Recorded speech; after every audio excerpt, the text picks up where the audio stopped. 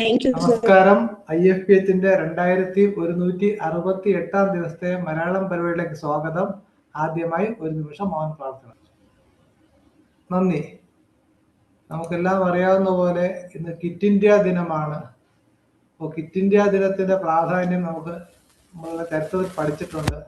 പക്ഷെ ഇന്ന് ലോകം വേറൊരു തരത്തിലുള്ള അവസ്ഥയിലെത്തി. പ്രത്യേകിച്ച് പല രാജ്യങ്ങളിലും ഈസ്റ്റ് ഇന്ത്യ കമ്പനി വന്നത് സുഗന്ധവ്യഞ്ജനങ്ങളുടെ കച്ചവടത്തിലാണെങ്കിൽ ഇപ്പോൾ മരുന്ന് കമ്പനികളുടെ രൂപത്തിലാണ് പുതിയ അധിനിവേശം വന്നിരിക്കുന്നത്. അപ്പൊ തീർച്ചയായിട്ടും അതിന് പ്രസക്തിയുണ്ട്.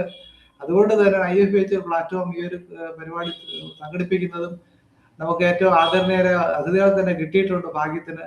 അപ്പൊ ഇതിൽ സ്വാഗതം ആശംസിക്കുന്നതിനായിട്ട് പരീസ് സാറിനെ ക്ഷണിക്കുന്നു. Sir please. ഓക്കെ, കേൾക്കാമോ? കേൾക്കാം സാർ, കേൾക്കാം. Good evening to everybody. ഇന്ന് നമ്മൾ 2168 സെഷൻ ആണ്, അൺഇൻറ്ററപ്റ്റഡ് സെഷൻ. ഇതിൽ നമ്മളെ സംബന്ധിച്ചിടത്തോളം ഇന്ന് വളരെയധികം ഭാഗ്യവും അഭിമാനവും തോന്നുന്നുണ്ട്. രണ്ട് വിദ്യാഭ്യാസ വിദഗ്ധരായ രണ്ടുപേരെ, MN കാരശ്ശേരി സാറേയും അതുപോലെ തന്നെ പ്രൊഫസർ സതി മാണിക്യം, രണ്ടുപേരും വിദ്യാഭ്യാസത്തിലെ ഉന്നതിയിൽ നിൽക്കുന്ന ആൾക്കാരാണ്. എനിക്ക് സ്വാഗതം പറയാൻ വളരെയധികം സന്തോഷമുണ്ട് ഇവരെ എല്ലാവരെയും. നമ്മുടെ ബഹുമാനപ്പെട്ട പ്രസിഡന്റ് സൈഡ് സാറ് എത്തിയിട്ടുണ്ടോയെന്ന് അറിയത്തില്ല, അദ്ദേഹമാണ് അധ്യക്ഷനായിട്ട് പറഞ്ഞിരിക്കുന്നത്. അദ്ദേഹം നമ്മുടെ ഈ 2168 ദിവസങ്ങളിലും ലീഡ് ചെയ്യുകയും അദ്ദേഹത്തിൻ്റെ ആരോഗ്യം പോലും നോക്കാതെ നമ്മുടെ പറഞ്ഞാൽ നമ്മുടെ വളരെ വ്യക്തമായിട്ടും വളരെ ഇഫക്റ്റീവായിട്ടും ലീഡ് ചെയ്യുന്ന ഒരു അദ്ദേഹമാണ്. അദ്ദേഹം കഴിഞ്ഞ ദിവസം ഞങ്ങൾ സെക്രട്ടേറിയറ്റിൽ ഒരു ആവശ്യത്തിന് പോയപ്പോൾ ഞാൻ കണ്ടു, എത്രയോ ലേറ്റായിട്ട് പോലും അദ്ദേഹം അത് യാതൊരു പ്രയാസവും കാണിക്കാതെ നമ്മുടെ കൂടെ നിന്ന് കാര്യങ്ങൾക്ക് കൊണ്ടുപോകാൻ സാധിച്ചു. അദ്ദേഹത്തിന് ഞാൻ ഹൃദയത്തിൻ്റെ ഭാഷയിലെ ആദ്യമായി ആദരണീയനായ അദ്ദേഹത്തിന് സ്വാഗതം ആശംസിക്കുകയാണ്. പിന്നെ നമ്മുടെ കാരശ്ശേരി മാസ്റ്റർ നമ്മൾ ആരും ഇൻട്രൊഡ്യൂസ് ചെയ്യേണ്ട യാതൊരു കാര്യവുമില്ല. അദ്ദേഹത്തിനെ എല്ലാവർക്കും അറിയാവുന്ന ഒരാളാണ്. അദ്ദേഹം ഒരു രാഷ്ട്രീയ പാർട്ടിയിലില്ല, സ്വതന്ത്രമായി ചിന്തിക്കുന്ന ഒരു എഴുത്തുകാരനും സാമൂഹ്യ പ്രവർത്തനവുമാണ്. അദ്ദേഹത്തിന് മതനിരപേക്ഷ ജനാധിപത്യ വാദിയും മറ്റുമൊക്കെയാണ്. അദ്ദേഹത്തിന് ചർച്ചകൾ ഒരു പ്രാവശ്യം കേട്ട ഒരാൾ തീർച്ചയായിട്ടും അദ്ദേഹത്തിൻ്റെ ഏത് ചർച്ചയും കാണാനും പങ്കെടുക്കാനും വളരെയധികം താല്പര്യം കാണിക്കുന്ന അദ്ദേഹമാണ്. അദ്ദേഹത്തിൻ്റെ വിദ്യാഭ്യാസത്തിൻ്റെ കാര്യത്തിൽ ഒരു വിദ്യാസമ്പന്നനായ വ്യക്തിയാണ്. കാര്യങ്ങൾ ശരിക്കും മനസ്സിലാക്കുക, അതിലെ വിലയിരുത്തി അതിലെ ശരിയും തെറ്റും മനസ്സിലാക്കിയതിന് ശേഷം അതിനൊരു വ്യക്തമായ നിലപാട് എടുക്കുക. തെറ്റാണെങ്കിൽ അദ്ദേഹം അത് തിരുത്താനും തയ്യാറാണ്. അങ്ങനെ നമുക്ക് ഇന്ന് കിട്ടിയിരിക്കുന്ന അദ്ദേഹത്തെ ഉദ്ഘാടനത്തിലൂടെ കിട്ടിയിരിക്കുന്ന ഒരു ഭാഗ്യമാണ്. നമുക്ക് ഏവർക്കും ഒരു അഭിമാനമായിട്ട് കാണുകയാണ്. അദ്ദേഹത്തിന് ഞാൻ ഹൃദയത്തിൻ്റെ ഭാഷയിൽ ഞാൻ സ്വാഗതം പറയുകയാണ്. Thank you sir. ഇനി നമ്മുടെ പ്രൊഫസർ ശ്രീമതി സതി മാണിക്യം, അവർ ഇതുപോലെ തന്നെ വിദ്യാഭ്യാസത്തിലെ വളരെ ഉന്നതിയിൽ പ്രവർത്തിച്ചിരുന്ന ഒരു വ്യക്തിയാണ്. വിവിധ ഗവൺമെൻറ് കോളേജുകളിലെ അവർ അധ്യാപകരായിട്ടും മറ്റ് പല സംഘടനകളിലും, അതായത് ഹിന്ദിയുമായിട്ട് ബന്ധപ്പെട്ട പല ഓൾ ഇന്ത്യ അസോസിയേഷൻസിലൊക്കെ മെമ്പർ, അതുപോലെ തന്നെ വളരെയധികം പാണ്ഡിത്യവും അതുപോലെ തന്നെ വിദ്യാർത്ഥികളുടെ ഒരു പറ്റം അവർക്കുണ്ട്. അവരെ സംബന്ധിച്ചിടത്തോളം, നമ്മളെ സംബന്ധിച്ചിടത്തോളം അവരെ കിട്ടിയത് ഇന്നത്തെ ക്വിറ്റ് ഇന്ത്യ ദിനത്തിൽ നമുക്ക് ഒരു അഭിമാനിക്കത്തക്ക രീതിയിലാണ് അവരെ ഞാൻ ഹൃദയത്തിൻ്റെ ഭാഷയിൽ സ്വാഗതം പറഞ്ഞുള്ളൂ.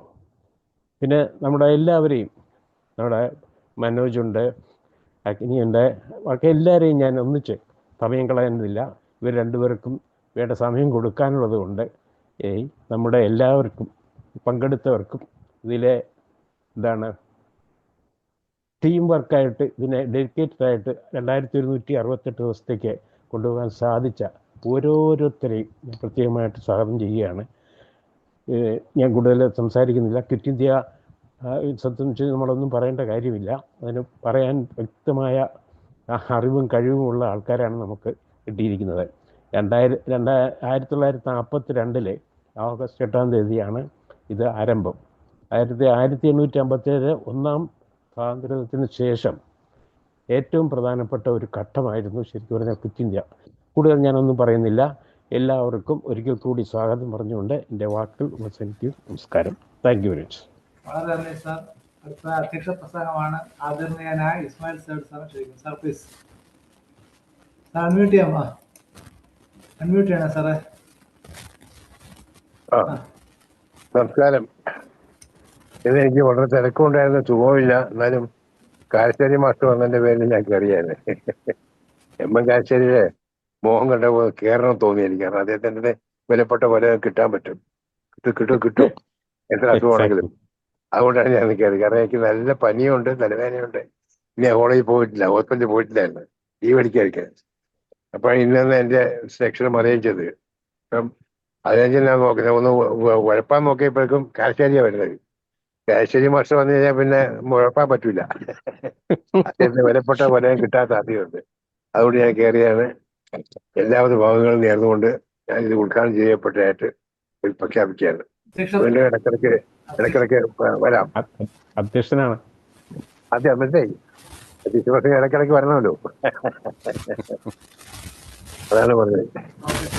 അപ്പോൾ ഇനി നമ്മൾ ചടങ്ങ് ഉദ്ഘാടനത്തിലേക്കായിട്ട് ഡോക്ടർമാരൊക്കെ ഒന്നോ രോഗികളെ ചികിത്സിച്ച് സമൂഹത്തെ ചികിത്സിക്കുന്ന ഡോക്ടർമാരെന്ന് കാരശ്ശേരി മാഷിനെ പോലുള്ള പരിണിതപ്രജ്ഞരായ ആൾക്കാർ ഒന്നിനും പേരെ വലിയൊരു മാസം ആൾക്കാരെ തന്നെ കറക്റ്റ് ചെയ്യാൻ, അത് മരുന്നില്ലാത്ത രോഗമാണ്, അതിന് മരുന്ന് കണ്ടെത്തുന്ന അപൂർവ വൈദ്യന്മാരുന്നവരൊക്കെ കാരശ്ശേരി മാഷിനെ ഉദ്ഘാടനത്തിനായിട്ട് ആദരവ്. ഞാൻ പറയുന്നത് കേൾക്കാമോ? കേൾക്കാം സാർ, കേൾക്കാം സാർ, കേൾക്കാം. നമസ്കാരം. സ്വാഗത പ്രഭാഷകനും അധ്യക്ഷനൊക്കെ എന്നെ പറ്റി പറഞ്ഞ നല്ല വാക്കുകൾക്ക് നന്ദി. അതൊക്കെ ഇത്തരം ഉപചാരങ്ങളുടെ ഭാഗമാണ് എന്ന് എനിക്കറിയാം. നമുക്ക് ഇന്നിപ്പോ 84ാമത്തെ വാർഷികമാണ്. 1942 ക്വിറ്റ് ഇന്ത്യ പ്രസ്ഥാനം ഓഗസ്റ്റ് 8-ാം തീയതി.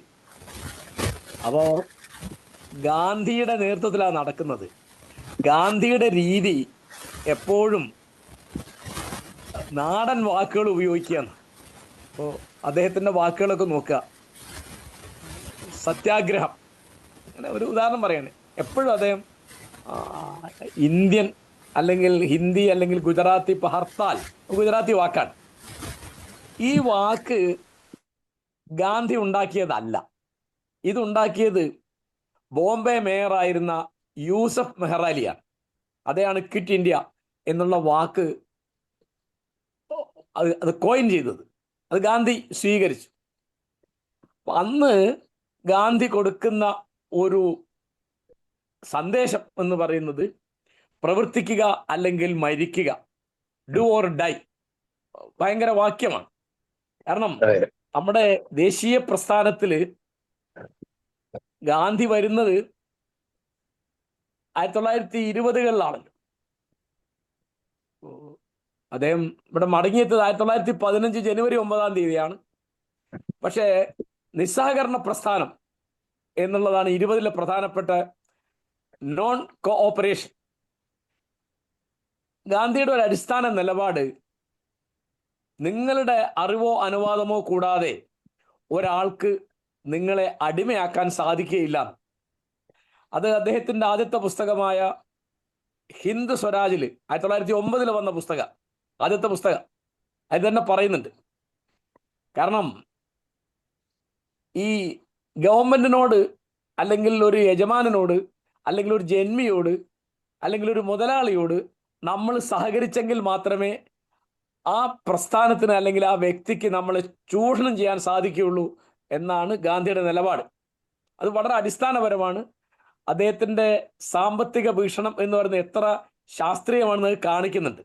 എന്ന് വെച്ചാൽ അദ്ദേഹം ഹിന്ദ് സ്വരാജിൽ പറഞ്ഞൊരു കാര്യം, യൂറോപ്പുകാരുടെ ആയുധങ്ങളുടെ മുമ്പിലല്ല, അവരുടെ ചരക്കുകളുടെ മുമ്പിലാണ് ഇന്ത്യ അടിപണിഞ്ഞതെന്നാണ്.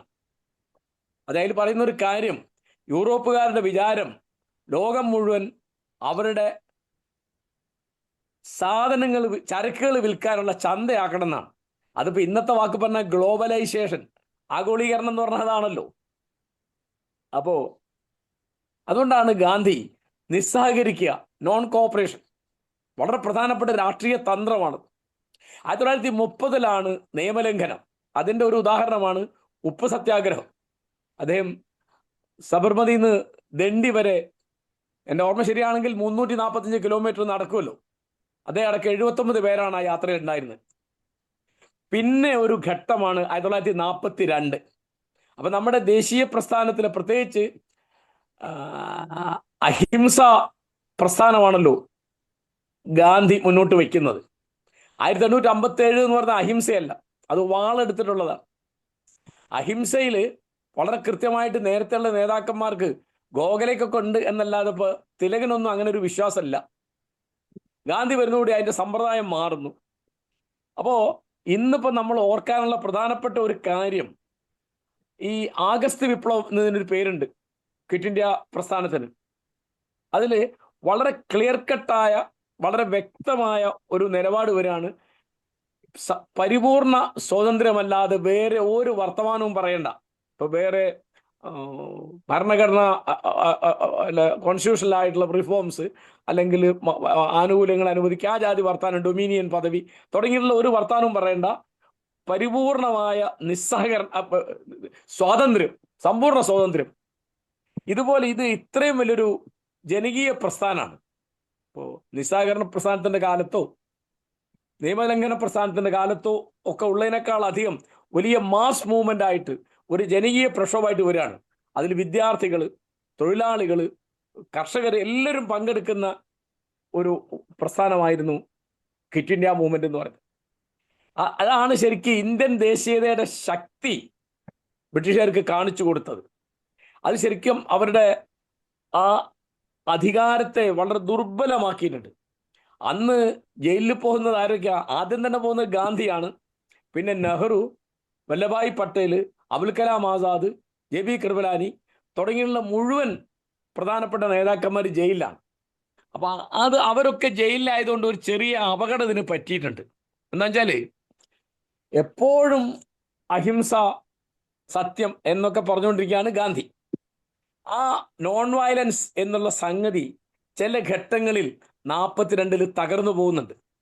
ഇപ്പോൾ റെയിൽവേ ലൈനുകൾ ആക്രമിക്കുക, ടെലിഗ്രാഫ് ഓഫീസ് ആക്രമിക്കുക, പോലീസ് സ്റ്റേഷനുകൾ ആക്രമിക്കുക, പാലങ്ങളും റോഡുകളും തകർക്കുക, പിന്നെ പോലീസുമായിട്ട് പ്രകടനക്കാർ ഏറ്റുമുട്ടുക തുടങ്ങിയുള്ള കാര്യങ്ങളുണ്ടായിരുന്നു. അതിലിപ്പോൾ നമുക്ക് മലയാളികൾക്ക് ഓർക്കാനുള്ള പ്രധാനപ്പെട്ട സംഭവം കീഴരിയൂർ ബോംബ് കേസാണ്. 1942 നവംബർ എന്നാണ് എൻ്റെ ഓർമ്മ. കൊയിലാണ്ടിക്ക് അടുത്തുള്ള ഒരു ഗ്രാമമാണ് കീഴരിയൂർ.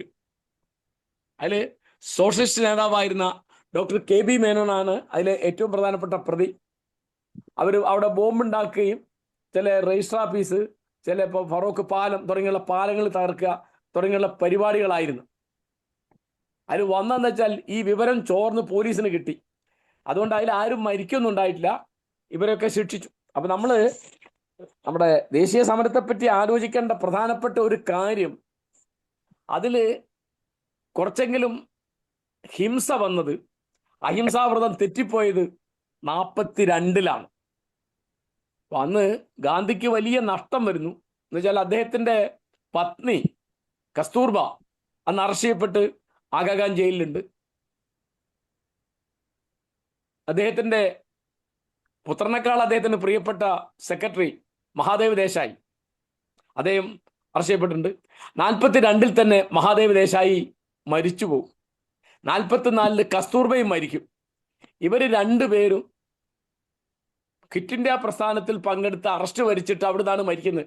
രണ്ടുപേരും ഗാന്ധിയുടെ മടിയിൽ തലവെച്ചാണ് മരിക്കുന്നത്. വളരെ ഗാന്ധിയെ സംബന്ധിച്ച് 44 എന്ന് പറയുന്ന 42 44 ഒക്കെ അങ്ങേയറ്റത്തെ ദുഃഖത്തിൻ്റെ കാലമാണ്. കാരണം മഹാദേവ് ദേശായിയോളം ഗാന്ധിയെ സ്നേഹിച്ച ഒരാൾ, ആദരിച്ച ഒരാളുണ്ടോ സംശയമാണ്. കാരണം ഇടക്കാല മന്ത്രിസഭയിൽ മന്ത്രിയാവാൻ വേണ്ടിയിട്ട് ജവഹർലാൽ നെഹ്റു ക്ഷണിച്ചപ്പോൾ മഹാദേവ് ദേശായി പറഞ്ഞത്, ജവഹർലാൽ, എനിക്ക് ഈ ജന്മത്ത് ഗാന്ധിയുടെ സെക്രട്ടറി എന്നുള്ളതിൽ മേലെ ഒരു പദവി വേണ്ട, എനിക്ക് ആ പദവി മതി. അദ്ദേഹം അധികാരത്തിലേക്ക് പോയില്ല. മഹാപണ്ഡിതനാണ്.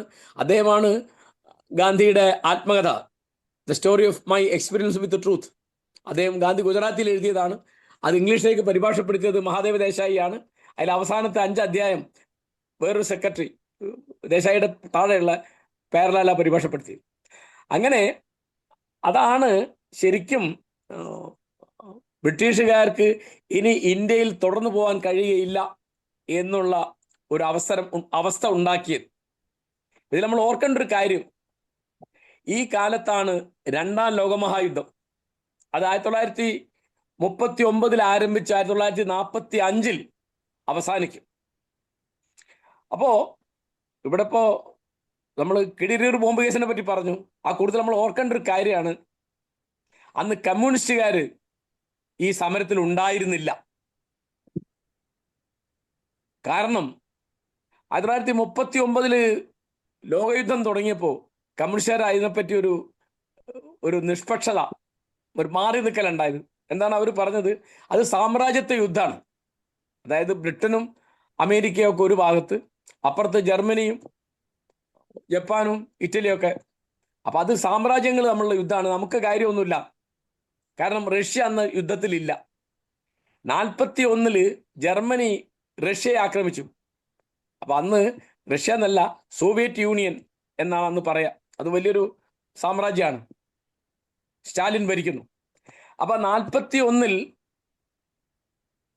റഷ്യ പങ്കെടുക്കുന്നതോടുകൂടി അത് ജനകീയ യുദ്ധമാണ് എന്ന് 2 കൊല്ലം കഴിഞ്ഞപ്പോൾ കമ്മ്യൂണിസ്റ്റുകാർ നിലപാട് മാറ്റി. അപ്പൊ അന്ന് ഇവിടെ ഒരു ചർച്ചയുണ്ട്, ക്വിറ്റ് ഇന്ത്യ പ്രസ്ഥാനം ശരിയാണോ തെറ്റാണോ? എന്താ കാരണം? ബ്രിട്ടീഷുകാർ ജർമ്മനിയുമായിട്ടും ഇറ്റലിയായിട്ടും ഒക്കെയുള്ള യുദ്ധത്തിലാണ്. ആ യുദ്ധ സമയത്ത് നമ്മൾ ബ്രിട്ടീഷുകാരെ നേരിടുന്നതിന് പകരം നമ്മുടെ മുൻഗണനാക്രമത്തിൽ നമ്മൾ വലിയ സ്ഥാനം കൊടുക്കേണ്ടത് ആന്റി ഫാസിസ്റ്റ് യുദ്ധത്തിനാണ്. ഫാസിസത്തെ തോൽപ്പിക്കുക, ഹിറ്റ്ലറെയും മുസോളിനിയെയും ജപ്പാനെയും തോൽപ്പിക്കുക, അതിനാണ് പ്രാധാന്യം. അല്ലാതെ ബ്രിട്ടീഷുകാർക്കെതിരായിട്ട് വരുന്നതിനല്ല എന്നൊരു നിലപാട് കമ്മ്യൂണിസ്റ്റ് പാർട്ടി എടുത്തു. അപ്പൊ 1934 കമ്മ്യൂണിസ്റ്റ് പാർട്ടിയെ നിരോധിച്ചിരുന്നു ഇന്ത്യയിൽ ബ്രിട്ടീഷുകാർ. 1941 ഇത് ജനകീയ യുദ്ധമാണ് എന്ന് പറയുന്നു. 1942 ജൂലൈയിൽ കമ്മ്യൂണിസ്റ്റ് പാർട്ടിയുടെ നേരെയുള്ള വിലക്ക്, നിരോധനം, ബാൻ അവർ ഒഴിവാക്കുന്നു. അങ്ങനെ കമ്മ്യൂണിസ്റ്റുകാർക്ക് ബ്രിട്ടീഷ് ഇന്ത്യയിൽ പ്രവർത്തന സ്വാതന്ത്ര്യമുള്ള ഒരു കാലത്താണ്, അടുത്ത മാസത്തിലാണ് ആഗസ്റ്റ് വിപ്ലവം എന്ന് ഒരു കാലത്ത് പറഞ്ഞിരുന്ന ക്വിറ്റ് ഇന്ത്യ പ്രസ്ഥാനം വരുന്നത്. അപ്പോൾ കമ്മ്യൂണിസ്റ്റുകാർ അതിൽ പങ്കെടുത്തില്ല. അവർ പറഞ്ഞത് നമുക്കിപ്പോൾ നമ്മുടെ മുൻഗണനാക്രമത്തിലുള്ളത് ജർമ്മനിയെയും ഇറ്റലിയെയും ജപ്പാനെയും തോൽപ്പിക്കുക. അപ്പൊ ഈ സമയത്ത് നമ്മൾ ബ്രിട്ടനെ ദുർബലപ്പെടുത്തുന്ന ഒരു പണി എടുക്കാൻ പാടില്ല എന്നാണ്. വലിയ തർക്കമായി, വലിയ വിവാദമായി. ഇപ്പോഴും ആ വിവാദം അവസാനിച്ചിട്ടില്ല. അങ്ങനെ ഒരു കാര്യമുണ്ട് എന്ന് നമ്മൾ ഓർമ്മിക്കേണ്ടതാണ്. പിന്നെ ഈ സമയത്ത് എനിക്ക് ഓർമ്മിപ്പിക്കാനുള്ള ഒരു കാര്യം, നമ്മുടെ നാട്ടിലെ സോഷ്യലിസ്റ്റുകൾ വളരെയധികം പണിയെടുത്ത ഒരു പ്രസ്ഥാനത്തിന്റെ പേരാണ് ക്വിറ്റ് ഇന്ത്യ മൂവ്മെന്റ്. ഞാൻ യൂസഫ് മറലിന്റെ കാര്യം പറഞ്ഞല്ലോ. റാം മനോഹർ ലോഹ്യ, ജയപ്രകാശ് നാരായണൻ, അച്യുത് പട്വർദ്ധൻ, അരുണ ആസഫലി തുടങ്ങിയ ഒരുപടി സോഷ്യലിസ്റ്റുകൾ അവർ നമ്മുടെ ദേശീയ പ്രസ്ഥാനത്തിൽ ഏറ്റവും അധികം പണിയെടുത്തത് ക്വിറ്റ് ഇന്ത്യ മൂവ്മെന്റിന്റെ കാലത്താണെന്നാണ് എൻ്റെ ധാരണ. അപ്പോ ഇന്നിപ്പോ നമ്മൾ ഓർക്കേണ്ട ഒരു കാര്യം, ജയപ്രകാശ് നാരായണൻ, അതിനുമുമ്പ് അദ്ദേഹത്തിന്റെ കൂടി നേതാവായ റാം മനോഹർ ലോഹ്യ, അവർക്ക് ഗാന്ധിയുടെ കൂടെ നിന്ന ആളുകളാണ്. റാം മനോഹർ ലോഹ്യ ഗാന്ധിയെ വളരെയധികം ആദരിച്ചിരുന്ന ഒരാളാണ്. അദ്ദേഹത്തിന്റെ അച്ഛൻ ഗാന്ധിയുടെ ഒരു സുഹൃത്തായിരുന്നു. കുട്ടിയാകുമ്പോൾ തന്നെ ലോഹ്യക്ക് ഗാന്ധിയെ അറിയാം. ലോഹ്യയുടെ PhD തീസിസ് ജർമ്മൻ ഭാഷയിലാണ് എഴുതിയത്. അതിന്റെ പ്രമേയം 1930 ഉപ്പ് സത്യാഗ്രഹമാണ്. ഗാന്ധി രക്തസാക്ഷിയായി 2 മാസം കഴിഞ്ഞിട്ടാണ്, 48 മാർച്ചിലാണ് ലോഹ്യ കോൺഗ്രസ് വിട്ടുപോകുന്നത്. അപ്പൊ ഇന്നിപ്പോ നമ്മൾ ആലോചിക്കേണ്ടത്, ബ്രിട്ടീഷുകാർ നമ്മുടെ നാട്ടിൽ നിന്ന് പോയിട്ട് ഇപ്പോൾ 3/4 നൂറ്റാണ്ട് കഴിഞ്ഞു. പക്ഷേ ഭക്ഷണം, വസ്ത്രം, വേഷം, മറ്റ് ആചാരാനുഷ്ഠാനങ്ങളിലൊക്കെ ഇപ്പോഴും ഇവിടെ ഭരിക്കുന്നത് ഇംഗ്ലീഷുകാരാണ് എന്നുള്ള ഒരു സത്യം മാത്രമാണ്. അപ്പം കേരളം എങ്ങനെയാണ് മലയാളികളെ ഇംഗ്ലീഷിൽ ഭരിക്കുന്ന ഒരു പ്രദേശമാണ്. ഇപ്പോൾ നമ്മുടെ എല്ലാ തരത്തിലും ഒരു ബോർഡ് നോക്കിയാൽ ഒരു കല്യാണക്കത്തടിക്കുമ്പോൾ നമുക്കറിയാം. അതായത് ജാതിമത ഭേദമില്ലാതെ ആളുകൾ ഇംഗ്ലീഷിലാണ് കത്തടിക്കുക. ഇംഗ്ലീഷ് വേഷത്തിനാണ് ഇവിടെ മാന്യതയുള്ളത്. ഇംഗ്ലീഷുകാരുടെ ആചാരോപചാരങ്ങൾക്കാണ് ഇവിടെ സ്വീകാര്യത ഉള്ളത്. അവരുടെ ഭക്ഷണത്തിനാണ് ഇവിടെ അന്തസ്സുള്ളത്. ആലോചിച്ച് നോക്കൂ. അപ്പോൾ ഗാന്ധി അന്ന് 1.25 നൂറ്റാണ്ട് മുമ്പ് പറഞ്ഞതാണ്, നിങ്ങൾ അടിമപ്പെട്ടത് അവരുടെ സൈന്യത്തിന് മുമ്പിലല്ല, അവരുടെ ചരക്കുകളുടെ മുമ്പിലാണെന്നാണ്. ഇപ്പോഴും യൂറോപ്പും അമേരിക്കയും ഒക്കെ തന്നെയാണ് നമ്മളെ ഭരിക്കുന്നത്, നമ്മൾ നോക്കുന്നത് അങ്ങോട്ടാണ് എന്നൊരു കാര്യം വളരെ ആഴത്തിൽ നമ്മളെ ഓർമ്മിപ്പിക്കാൻ ഈ ക്വിറ്റ് ഇന്ത്യ മൂവ്മെന്റിന്റെ 84ാം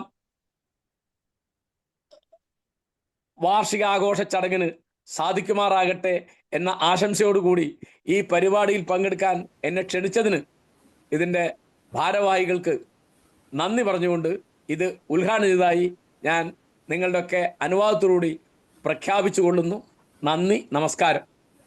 വളരെ നന്ദി സാർ. വളരെ ഉജ്ജ്വലമായിട്ട് പറഞ്ഞ സമയത്തിനുള്ളിൽ ഒരു വലിയൊരു കാലഘട്ടത്തിലൂടെ കടന്നു പോകാൻ അങ്ങേ കഴിഞ്ഞു. ഞങ്ങളുടെ പാണ്ഡിത്യത്തെയും അത് പറയാനുള്ള പരിചയത്തെ സൂചിപ്പിക്കുന്നു. വളരെ നന്ദി. അങ്ങേക്ക് തുടരാൻ കഴിയുമ്പോൾ തുടരുക.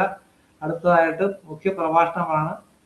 അതും ഒരു ഹിന്ദി പ്രൊഫസറെ തന്നെ കിട്ടി എന്നുള്ളതാണ്. നമ്മുടെ ഈ ദേശീയ നൂലുപോലെ കോർത്തിണങ്ങി ഹിന്ദി ഭാഷ പ്രൊഫസറായിരുന്ന സതി മാണിക്യത്തെ മാഡത്തെ ക്ഷണിക്കുന്നു. വേണം അൺമ്യൂട്ട് ചെയ്യാമോ മേഡം? അൺമ്യൂട്ട് ചെയ്യണേ. മ്യൂട്ടാണേ മേഡം. ഓക്കെ, പറഞ്ഞോളൂ മേഡം. നന്ദി. ഈ വെബിനാറിൽ പങ്കെടുക്കുന്ന എല്ലാ ആദരണീയരായ വ്യക്തികൾക്കും എൻ്റെ നമസ്കാരം. ഈ ഭീഷണശാലിയായ കാരശ്ശേരി സാറിൻ്റെ മുമ്പിൽ സംസാരിക്കാൻ എനിക്ക് അല്പം സങ്കോചമുണ്ട്. പിന്നെ പറയാനുള്ളത് മുഴുവനും സാറ് പറയുകയും ചെയ്തു. ഇനി ഞാൻ എന്ത് പറയണമെന്ന് ആലോചിക്കേണ്ടിയിരിക്കുന്നു.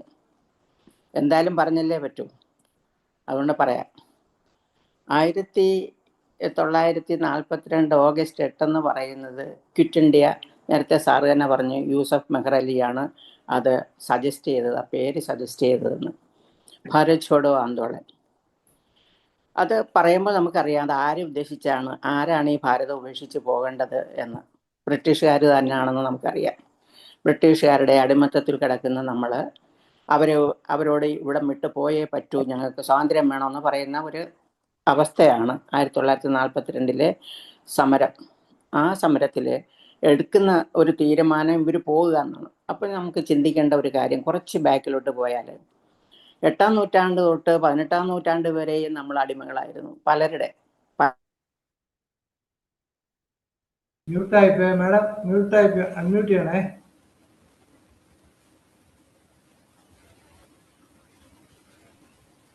ഓക്കെ. 8-ാം നൂറ്റാണ്ട് തൊട്ട് 18-ാം നൂറ്റാണ്ട് വരെയും നമ്മൾ അടിമകളായിരുന്നു. പേർഷ്യക്കാർ വന്നു, ഗ്രീക്കുകാർ വന്നു, മുസ്ലിങ്ങൾ വന്നു, മുഗൾ വംശജർ വന്നു, ഡച്ചുകാർ വന്നു, ഫ്രഞ്ചുകാർ വന്നു, പോർച്ചുഗീസുകാർ വന്നു, അവസാനം ബ്രിട്ടീഷുകാർ വന്നു. ശരി, ഇത്രയും പേര് വന്നിട്ട് ഈ ഏതാണ്ട് 1000 വർഷത്തോളം നമ്മുടെ പൂർവികർ കഷ്ടപ്പെട്ട് മറ്റുള്ളവർക്ക് നമുക്കുള്ളൊരു കുഴപ്പമെന്ന് പറഞ്ഞാൽ നമ്മുടെ സംസ്കാരം എന്ന് പറയുന്നത് അതിഥിയെ ദേവന്മാരായിട്ട് കാണുക എന്നാണ്. അതിഥി ദേവോഭവ. വന്നവരെല്ലാം നമ്മൾ ആദ്യം അങ്ങ് സ്വീകരിച്ചു, പിന്നെ അവരുടെ അടിമത്തത്തെ സ്വീകരിച്ചു. അങ്ങനെ ഇരിക്കുമ്പോഴാണ് 1608 സൂററ്റിൽ ബ്രിട്ടീഷുകാർ വന്നത്. സൂററ്റിൽ വന്ന ബ്രിട്ടീഷുകാർ 1615 ജഹാംഗീർ ചക്രവർത്തിയോട് ഇവിടെ ഈസ്റ്റ് ഇന്ത്യ കമ്പനി വാണിജ്യാടിസ്ഥാനത്തിലാണ് അവർ പറഞ്ഞത്, ഇവിടെ തുടങ്ങണമെന്ന് പറഞ്ഞു. അദ്ദേഹം അത് അനുവദിച്ചു. അങ്ങനെ ജഹാംഗീർ ചക്രവർത്തിയുടെ അനുവാദത്തോടു കൂടിയാണ് ഇവിടെ അത് തുടങ്ങിയത്. പക്ഷേ നമ്മുടെ നാട്ടിലെ കമ്മ്യൂണിസ്റ്റ് പച്ചയെ പോലെ ഈസ്റ്റ് ഇന്ത്യ കമ്പനി അങ്ങ് പടർന്നു പന്തലിച്ചു. അവസാനം നമ്മൾ അവരുടെ ഭരണത്തിന് കീഴിലായി. 1747 തൊട്ട് 1858 വരെ നമ്മൾ ഈസ്റ്റ് ഇന്ത്യ കമ്പനിയുടെ ഭരണത്തിന് കീഴിലായിരുന്നു. ഏതാണ്ട് 101 വർഷം. ഒന്ന് ആലോചിക്കുക, നമ്മുടെ ഇവിടെ ഇപ്പം നമ്മളിൽ ഇരിക്കുന്നവരിൽ തന്നെ സ്വാതന്ത്ര്യത്തിൻ്റെ അസ്വാതന്ത്ര്യത്തിൻ്റെ കയ്പ് നീര് കുടിച്ചവരാരും അധികം കാണത്തില്ല. ചിലപ്പോൾ ചെറിയ കുഞ്ഞുങ്ങളായിട്ടിരുന്നവർ വല്ലവരും ഉണ്ടായിരിക്കാം ഇതിനകത്ത്. ഇല്ലാതെ 79 വയസ്സിന് മുകളിലുള്ളവരെ കുറച്ചല്ലേ കാണത്തുള്ളൂ. ഈ മീറ്റിങ്ങിൽ തന്നെ പങ്കെടുക്കാൻ കുറച്ച് പേരെ കാണും. അപ്പം നമുക്ക് എന്താണ് അസ്വാതന്ത്ര്യം, എന്താണ് സ്വാതന്ത്ര്യം എന്ന് തിരിച്ചറിവില്ല വാസ്തവത്തിൽ. എങ്കിലും നമുക്കിപ്പോൾ സ്വാതന്ത്ര്യം കിട്ടി, നമ്മൾ ഭയങ്കര സ്വതന്ത്രരാണെന്നൊക്കെ പറയുന്നുണ്ട്. നമുക്കറിയാം, നമ്മുടെ കുമാരനാശാൻ പറഞ്ഞു, സ്വാതന്ത്ര്യം തന്നെ അമൃതം, സ്വാതന്ത്ര്യം തന്നെ ജീവിതം, പാരതന്ത്ര്യം മാനികൾക്ക് മൃതിയേക്കാൾ ഭയാനകം എന്നൊക്കെ പറഞ്ഞത് അസ്വാതന്ത്ര്യത്തിൻ്റെ കാലത്തിലാണ്. അതുപോലെ കനകം മൂലം കാമിനി മൂലം കലഹം പലവിധം ഉലകിൽ സുലഭം എന്ന് പറഞ്ഞ കുഞ്ചൻ നമ്പ്യാർ പറഞ്ഞതും അസ്വാതന്ത്ര്യത്തിൻ്റെ കാലത്തിലാണ്. അങ്ങനെയുള്ള കവിതകളും ലേഖനങ്ങളും ഒക്കെ സാഹിത്യകാരന്മാരുടെ പക്ഷത്ത് നിന്ന് വന്നിട്ടുണ്ട്. അല്ലാതുള്ള സാമൂഹ്യ സേവകരായിട്ടുള്ള കുറച്ചൊക്കെ നമ്മുടെ നാട്ടിൽ അന്ന് അത്ര ഇപ്പോൾ കാണുന്ന ആ സംസ്കാരമല്ല നമ്മുടെ പഴയ സംസ്കാരം എന്ന് പറയുന്നത്. എന്തു തന്നെ ആയാലും 1615 വന്ന് നമുക്ക് ഇവിടെ ഈസ്റ്റ് ഇന്ത്യ കമ്പനി സ്ഥാപിച്ച് നമ്മളെയൊക്കെ ഭരിച്ച് നമ്മുടെ സാധനങ്ങളൊക്കെ എടുത്തുകൊണ്ടുപോയി മോഷണം നടത്തിയെന്ന് പറഞ്ഞാൽ മതി, ചൂഷണമെന്ന് പോലും അല്ല പറയേണ്ടത്, മോഷണം നടത്തി കൊണ്ടുപോയ അതിനെപ്പറ്റി എസ്.കെ. പൊറ്റക്കാടിൻ്റെ കറാമ്പു എന്ന നോവലിൽ പറയുന്നുണ്ട്. ഇവിടെ നിന്ന് അമ്പലങ്ങളിൽ നിന്ന് രത്നങ്ങൾ മോഷ്ടിച്ചുകൊണ്ട് തൻ്റെ കാമുകിക്ക് കൊടുക്കാൻ വിദേശത്ത് പോകുന്ന ഒരു നായകനെ പറ്റി.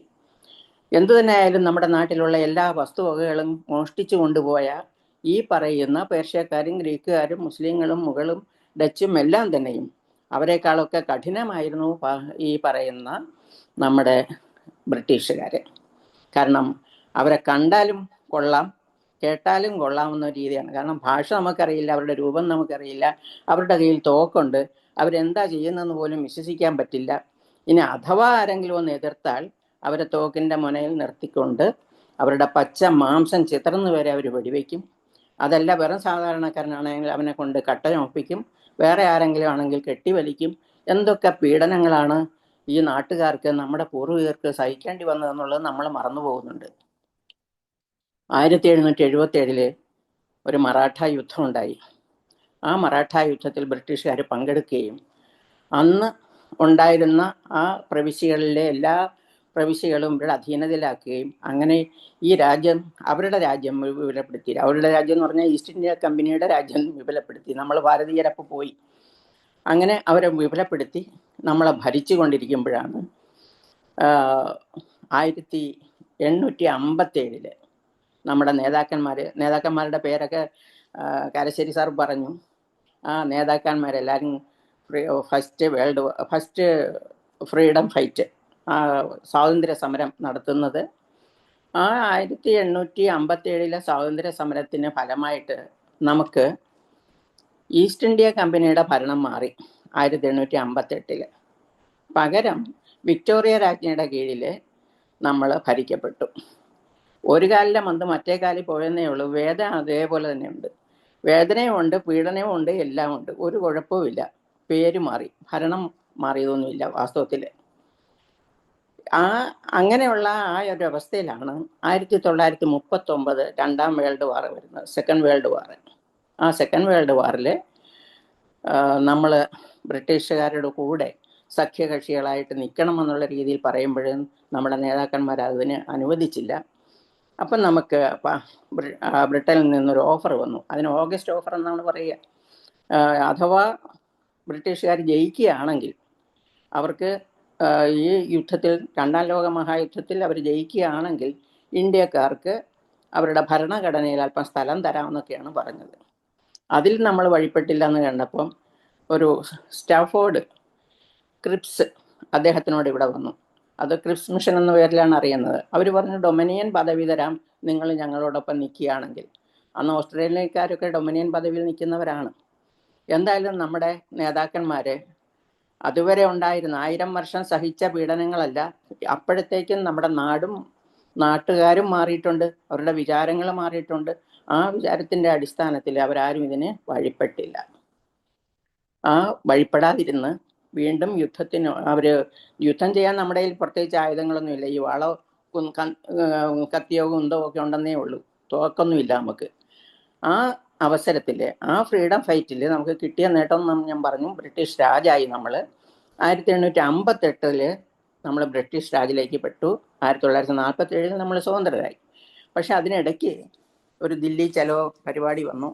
എല്ലാവരും ഒറ്റയ്ക്ക് സമരം ചെയ്യണമെന്നുള്ള ഗാന്ധിജിയുടെ തീരുമാനത്തെ അംഗീകരിക്കുകയും അങ്ങനെ ഒറ്റയ്ക്ക് സമരം ചെയ്യുമ്പോൾ അറസ്റ്റ് ചെയ്യാതിരുന്നത് കൊണ്ട് വീണ്ടും അവരെല്ലാവരും ജനങ്ങളെല്ലാവരും ഡൽഹിക്ക് പോവുകയും അതിന് ദില്ലി ചലോ എന്നൊരു മൂവ്മെൻ്റ് ആയിട്ട് അതിനെ പറയുന്നുണ്ട്. അത് കഴിഞ്ഞ് 1942 ആയപ്പോഴേക്കും വാർധയിൽ വെച്ചൊരു എക്സിക്യൂട്ടീവ് മീറ്റിംഗ് AICCയുടെ നടന്നു. അന്ന് അവിടെ ഉള്ളവർ പറഞ്ഞു, എന്തു തന്നെ ആയാലും നമ്മൾ ഇനിയും ഇങ്ങനെ നിന്നിട്ട് കാര്യമില്ല, അടിമത്തത്തിൽ നിന്നും നമ്മൾ രക്ഷപ്പെട്ടേ പറ്റൂ. അതുകൊണ്ട് ഇതിൻ്റെ ഒരു ഉത്തരവാദിത്വം ഗാന്ധിജിയെ ഏൽപ്പിക്കേണ്ടതാണ് എന്ന് പറയുകയും ഗാന്ധിജി അത് സന്തോഷം ഏറ്റെടുക്കുകയും അടുത്ത ഓഗസ്റ്റ് മാസം 1942 ഓഗസ്റ്റ് 8-ാം തീയതി ഇതിനൊരു റിസല്യൂഷൻ അവതരിപ്പിക്കുകയും ചെയ്യുകയാണ്. അത് ഗോവാലിയൻ ടാങ്ക് മൈതാനത്തിൽ വെച്ചിട്ടാണ് അവിടെ ഈ ഒരു റെസല്യൂഷൻ അവതരിപ്പിക്കുന്നു. അന്ന് ഗാന്ധിജി ഒരു പ്രസംഗം നടത്തി. ആ പ്രസംഗമാണ് നാട്ടുകാരുടെ മനസ്സിൽ ഇടിച്ചു കയറിയതെന്ന് പറയണം.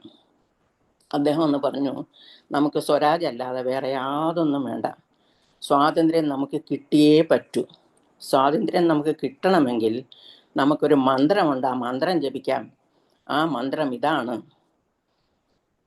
കരോ യാ മരോ, ഡു ഓർ ഡൈ, പ്രവർത്തിക്കുക അല്ലെങ്കിൽ മരിക്കുക.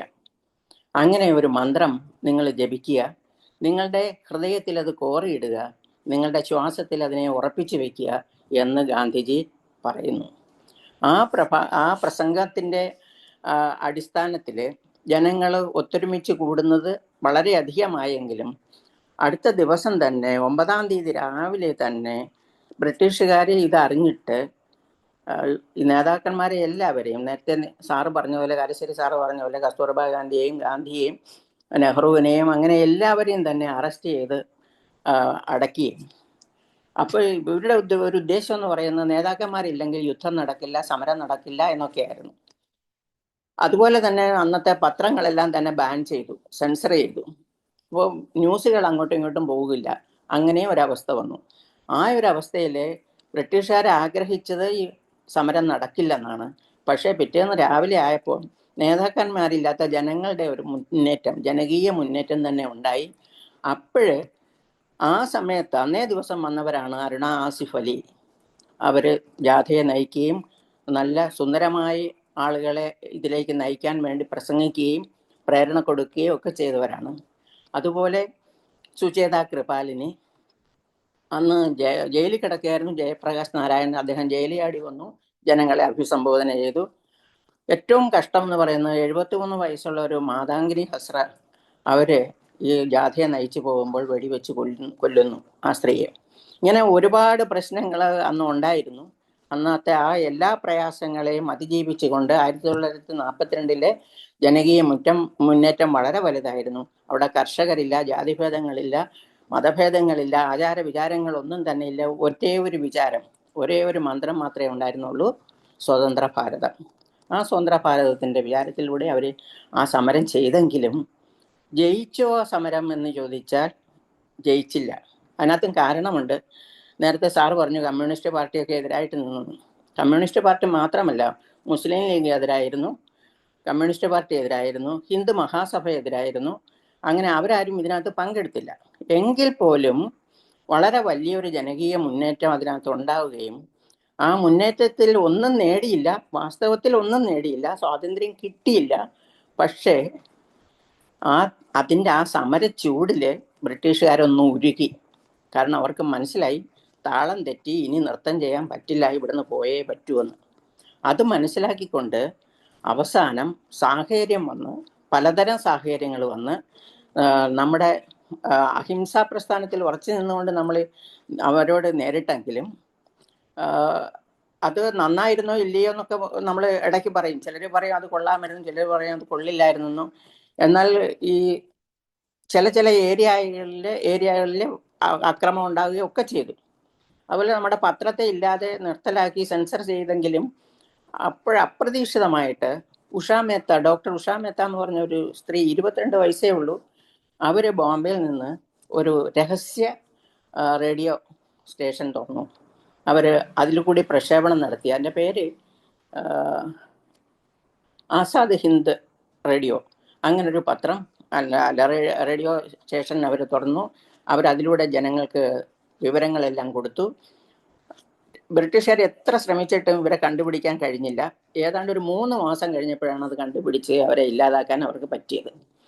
എന്തായാലും ഇതെല്ലാം നടന്നു കഴിഞ്ഞ് 1942 ഈ പ്രശ്നങ്ങളെല്ലാം കഴിഞ്ഞ് വീണ്ടും നമ്മുടെ ഇവിടെ പലതരം സമരമുറകൾ വരികയും എടുക്കുകയും ചെയ്തു. എന്തു തന്നെ ആയാലും 1942 ഭാരത് ഛോഡോ ആന്തോളൻ അല്ലെങ്കിൽ ക്വിറ്റ് ഇന്ത്യ എന്ന് പറയുന്നത് വളരെയധികം വിജയമായിരുന്നു തന്നെ പറയണം. കാരണം അതാണ് അവരെ ഇവിടെ നിന്ന് ഓടിക്കാൻ വേണ്ടി ഉണ്ടായിരുന്ന ഏറ്റവും നല്ല ഒരു സമരമുറ.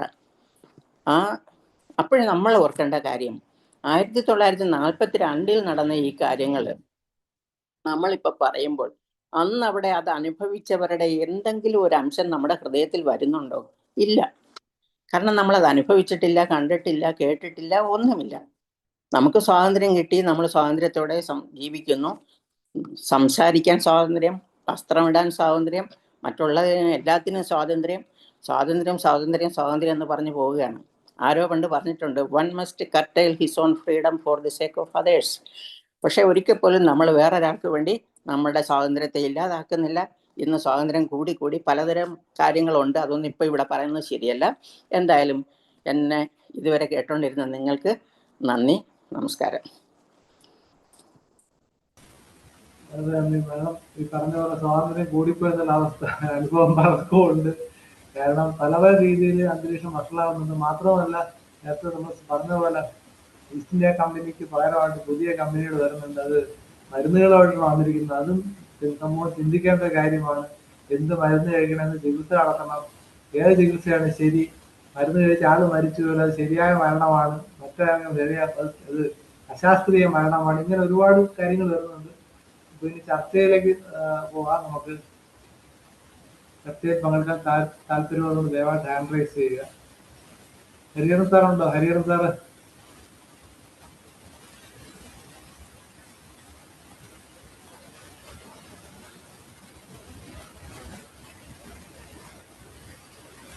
സംസാരിക്കുന്നവർക്ക് ശരിയായിട്ട് സംസാരിക്കാൻ പറ്റും. കാരണം കാഴ്ചയുടെയും ജ്ഞാനത്തിന്റെയും സംസാരത്തിന് പലതും കടമെടുത്ത് പറയാം. കുഴപ്പമില്ല. കടം വാങ്ങിച്ചാൽ മതി, കടം വാങ്ങിച്ചാൽ മതി. എല്ലാവർക്കും സംസാരിക്കാൻ വകുപ്പുണ്ട്. സാറിന്റെ ക്ലാസ്മേറ്റ് ജയസൂര്യൻ ഡോക്ടർ വിളിക്കും. ജയസൂര്യൻ ഡോക്ടർ സാറിന്റെ ക്ലാസ്മേറ്റ് ഉണ്ട്, ജയസൂര്യൻ ഡോക്ടർ. കേട്ടില്ല. സാറിന്റെ കൂടെ പഠിച്ചാണ് ഡോക്ടർ ജയചന്ദ്രനെ വിളിക്കുകയാണ്. ജയസൂര്യൻ ഡോക്ടർ. അതെ അതെ. നമ്മളെ DM പ്രദീപ് സാറുണ്ട്. ജയസൂര്യൻ ഡോക്ടർ സംസാരിക്കാമോ?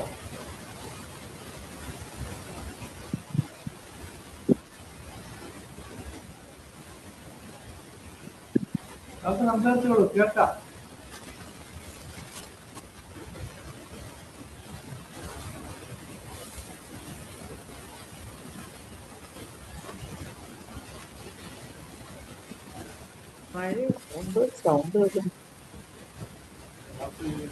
ഹലോ, പറയൂ ഡോക്ടർ, കേൾക്കാം.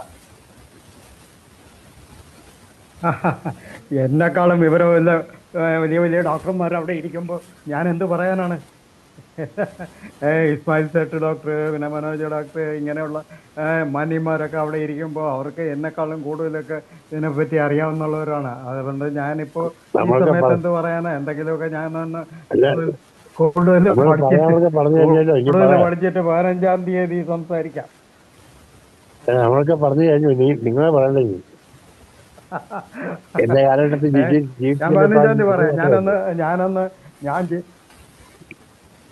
ഞാൻ ജനിക്കും മുമ്പേ ഉണ്ടായ കാര്യങ്ങളാണ്. അതുകൊണ്ട് ഞാനൊന്ന് നന്നായി പഠിച്ചിട്ട് തെറ്റുകുറ്റങ്ങളില്ലാതെ 15-ാം തീയതി പറയാം. ഓക്കെ. ഓക്കെ. പ്രദീപ് ഡോക്ടറെ ഹാൻഡിൽ ചെയ്യാമോ? ജില്ലാ medical officer Pradeep. Pradeep doctor ഉണ്ടോ? ഹലോ, ബഹുമാനപ്പെട്ട ഇസ്മായിൽ സാറ്, മാന്യരായ ഇന്നത്തെ ഇതിൽ പങ്കെടുക്കുന്ന വിശിഷ്ട വ്യക്തികളെ, സുഹൃത്തുക്കളെ, കിറ്റ് ഇന്ത്യയുമായി ബന്ധപ്പെട്ട് IFPH നടത്തിയ ഈ ഒരു ടോക്ക് വളരെയധികം ചിന്തകൾ നമുക്ക് പുനർവിചിന്തനത്തിനുള്ളൊരു സമയമാണ്. കാരശ്ശേരി മാഷും സതി മാഡും ഒക്കെ പറഞ്ഞ കാര്യങ്ങളെല്ലാം ചരിത്രവുമായി ബന്ധപ്പെട്ട് നമുക്കറിയാം. ലോകമെമ്പാടും ഈ അധിനിവേശത്തെ ഭയക്കുന്ന ഒരു കാലഘട്ടമാണ്. കാരണം കാശുള്ളവൻ, കഴിവുള്ളവൻ, ശക്തിയുള്ളവൻ, ശക്തിയില്ലാത്തവന്റെ മേൽ പ്രയോഗിക്കുന്ന ഒരു പ്രയോഗമാണല്ലോ ഈ അധിനിവേശം എന്ന് പറയുന്നത്. സമ്പത്തിന് വേണ്ടിയും മറ്റു ചില കാര്യങ്ങൾക്ക് വേണ്ടിയും ഒക്കെയാണ് ഈ അവരുടെ സൈനിക മേധാവിത്വം മറ്റ് ചെറു രാജ്യങ്ങളുടെ മുന്നിൽ അടിച്ചേൽപ്പിക്കുന്നത്. പാരതന്ത്ര്യത്തിന്റെ ഒരു വലിയൊരു കാലഘട്ടം ഇന്ത്യക്ക് ഉണ്ടായിരുന്നു. അതിൽ ഭാഗഭാക്കായ ഒന്നാം സ്വാതന്ത്ര്യ സമരത്തിലും നമ്മുടെ രണ്ടാം സ്വാതന്ത്ര്യ സമരത്തിലും ഒക്കെ പങ്കെടുത്ത മഹാന്മാരെ സ്മരിക്കുവാനും, അതുപോലെ ഒരു അധിനിവേശം എന്തെല്ലാം പ്രശ്നങ്ങളാണ് ഒരു സമൂഹത്തിൽ ഉണ്ടാക്കുന്നതെന്നും ഇന്ന് ചിന്തിക്കുവാനും ഈ ക്വിറ്റ് ഇന്ത്യയുമായി ബന്ധപ്പെട്ട ഈ വെബിനാർ സഹായിക്കുമെന്ന് ഞാൻ മനസ്സിലാക്കുകയാണ്.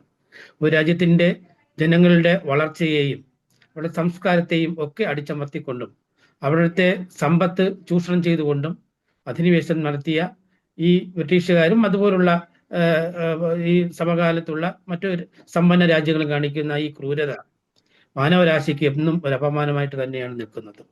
ഇതുമൂലം ഏറ്റവും കൂടുതൽ സഹിക്കപ്പെടുന്നത്, വിഷമിക്കപ്പെടുന്നത് സ്ത്രീകളും കുട്ടികളും പുതിയ ജനറേഷനുമാണ് എന്നുള്ള വസ്തുതയും നമ്മൾ മനസ്സിലാക്കണം. നമുക്കതിനുള്ള അനുഭവങ്ങളില്ല. എന്നിരുന്നാലും ചരിത്രം നമ്മെ പഠിപ്പിക്കുന്നത് വളരെ ക്രൂരമായ ദുരനുഭവങ്ങൾ നേരിട്ടുകൊണ്ടാണ് സ്വാതന്ത്ര്യ സമര സേനാനികൾ ഇന്ത്യയുടെ സ്വാതന്ത്ര്യത്തിന് വേണ്ടി പോരാടിയതും നമുക്ക് ഈ സ്വാതന്ത്ര്യം വാങ്ങി തന്നതും. ഇനിയൊരു അസ്വാതന്ത്ര്യം നമ്മുടെ രാജ്യത്ത് മാത്രമല്ല മറ്റൊരു രാജ്യങ്ങളിൽ ഉണ്ടാവരുത് എന്നതായിരിക്കണം മാനവരാശിയുടെ തന്നെ ഒരു മുഖ്യ അജണ്ട എന്ന് പറയുന്നത്. അതിനായിട്ട് ലോക സാഹോദര്യത്തിനായിട്ട് പ്രവർത്തിക്കുന്ന സംഘടനകളുമായിട്ട് യോജിച്ച് പ്രവർത്തിക്കണം. അവർ സന്ദേശം ലോകമെമ്പാടും എത്തിക്കണം. ഏതൊരു ചെറിയ ജനതയായാലും മനുഷ്യനെ അവിടെ ജീവിക്കുവാനുള്ള ഒരു ഉറപ്പ് നമ്മൾ നൽകേണ്ടതുണ്ട്. മാനവരാശി തന്നെ നൽകേണ്ടതുണ്ട്. അവന്റെ വസ്തുവകൾക്കും സ്വത്തിനും സ്വാതന്ത്ര്യത്തിനും ഉള്ള ഒരു അവകാശമുണ്ട്. അത് സംരക്ഷിക്കപ്പെടേണ്ടത് തീർച്ചയായിട്ടും അത്യാവശ്യമാണ്. ലോക ജനത അതിനായിട്ട് ആഗ്രഹിക്കുകയാണ്. ആ ഒരു പോരാട്ടങ്ങളിൽ ഇന്ത്യൻ ജനതയും അവരോടൊപ്പം ചേർന്ന് പ്രവർത്തിക്കണമെന്നാണ് ഒന്ന സന്ദേശമാണ് ഈ അവസരത്തിൽ തരുവാനുള്ളത്. നമ്മളും അതിന്റെ ഭാഗഭാക്കുകളാണ്. നമ്മളാരും തന്നെ വിഭിന്നരല്ല. നമ്മളെല്ലാവരും ചിന്തിക്കേണ്ടത് എല്ലാവരും വളരെ നാരോയായിട്ട് വളരെ ഇടുങ്ങിയ ചിന്താഗതികളും നമ്മുടെ നാട്, നമ്മുടെ ജാതി, നമ്മുടെ മതം എന്ന രീതിയിലേക്ക് സങ്കുചിതമായിട്ട് പോകാതെ വിശാലമായ ഒരു കാഴ്ചപ്പാടിൽ ഒരു യൂണിവേഴ്സൽ ഔട്ട്ലുക്കോടും കൂടെ നമ്മളെല്ലാവരും പ്രവർത്തിക്കേണ്ടതുണ്ട്. അതിന് നമ്മൾ മാത്രമല്ല നമ്മുടെ മക്കളെയും വരും തലമുറയും സജ്ജമാക്കേണ്ടതുണ്ട്. ആ ഒരു പ്രവർത്തനത്തിൽ നമ്മൾ ഓരോരുത്തരും ഭാഗമാക്കണം. എന്നെങ്കിൽ മാത്രമേ ഈ ക്വിറ്റ് ഇന്ത്യയുമായി ബന്ധപ്പെട്ട് നമ്മൾ നടത്തുന്ന വെബിനാർ സാർത്ഥകമാകൂ എന്ന് മാത്രം പറഞ്ഞുകൊണ്ട് ഈ വെബിനാറിന് എല്ലാവിധ ആശംസകളും നേരുന്നു. നന്ദി, നമസ്കാരം. Thank you. പ്രസംഗിക്കാനൊക്കെ പ്രത്യേക കഴിവുള്ള ആളാണ്. എന്തായാലും പങ്കെടുത്തിന് വളരെ നന്ദി. ഒന്നിപ്പോൾ എത്ര ആൾക്കാർ വളരെ കുറവാണെന്നുള്ളത് പറയേണ്ടിയിരിക്കുന്നു. വളരെ പ്രദീപ്. ഡോക്ടർ ഷാജി കൂടി അൺമ്യൂട്ട് ചെയ്യാമോ?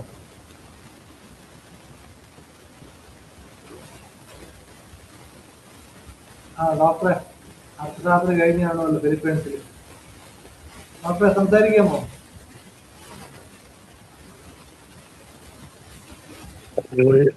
ഉണ്ടോ അവിടെ കുടിയാട്ടുണ്ടോ? നെറ്റിന്റെ പ്രശ്നമൊന്നും അറിയില്ല. ഉണ്ടല്ലോ.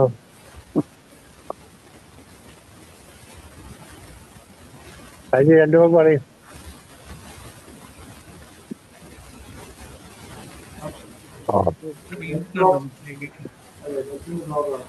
എന്തായാലും എനിക്ക് ഈ അവസരം ഒരു കാര്യം പറയാനുള്ളത്, ഇത്രയും ചെറിയ രാജ്യമായ ബ്രിട്ടൻ എങ്ങനെയാണ് ലോകത്തെ മൊത്തം അവരെ വലിയ കൊണ്ടുവരുന്നത് നമുക്കൊരു പാഠമാണ്. ഹോമിയോപ്പതി ഒരു ചെറിയ സിസ്റ്റമാണ്. പക്ഷേ വളരെ ഡിസിപ്ലിൻഡ് ആയിട്ടും എന്താ പറയുക സിസ്റ്റമാറ്റിക് ആയിട്ടും പ്രവർത്തിച്ചു കഴിഞ്ഞാൽ വരും കാലത്ത് ഹോമിയോപ്പതി ചികിത്സാ രംഗത്ത് ആധിപത്യം ചെലുത്താൻ കഴിയും എന്നാണ് ഞാൻ ശ്രദ്ധിക്കുന്നത്. 1942 പറഞ്ഞ ആ ക്വിറ്റ് ഇന്ത്യയില്, ക്വിറ്റ് ഇന്ത്യ സമരം എന്ന് പറഞ്ഞാല് നിസ്സാര കാര്യമല്ല. നമ്മളെല്ലാവരും തോളത്ത് തോക്ക് വെച്ചിട്ടിരിക്കുന്ന സമയത്ത് നീ ഇറങ്ങി പോടാ എന്ന് പറയുന്ന വാക്കാണ്. ഒറ്റ മലയാളത്തിൽ പറഞ്ഞാല് നീ ഇറങ്ങി പോടാ എന്ന് പച്ച മലയാളത്തിൽ പറയുന്ന വാക്കാണ് അവര് പറഞ്ഞത്. ഇത്ര ധൈര്യം കാട്ടിയ ഒരു സമരമാണ്. അത് അവർ നിസ്സാരമായിട്ട് നമ്മൾ കാണാൻ പാടില്ല. നമ്മളെല്ലാം തോളത്തും തലയിലും തോക്ക് ചൂണ്ടിക്കൊണ്ടിരിക്കുന്ന സമയത്തായിരുന്നു നമ്മൾ പറഞ്ഞത് ഇന്ത്യ വിട്ടു പോകുന്നു. നിസ്സാര വാക്കല്ല, അത് വളരെ ഗൗരവമായ വാക്കാണ്. ആ വാക്കിൽ ചൊല്ലിയാൽ പിന്നീട് ഇന്ത്യ സ്വാതന്ത്ര്യമായതും. ഗീത വീടിന്റെ കൈയൊടിഞ്ഞ് ആശുപത്രി കൊണ്ടുപോയിരിക്കുന്നു. മൈക്ക് ഓൺ ചെയ്തിരിക്കുകയാണ്. ഡോക്ടർ അൺമ്യൂട്ട് ചെയ്യാമോ?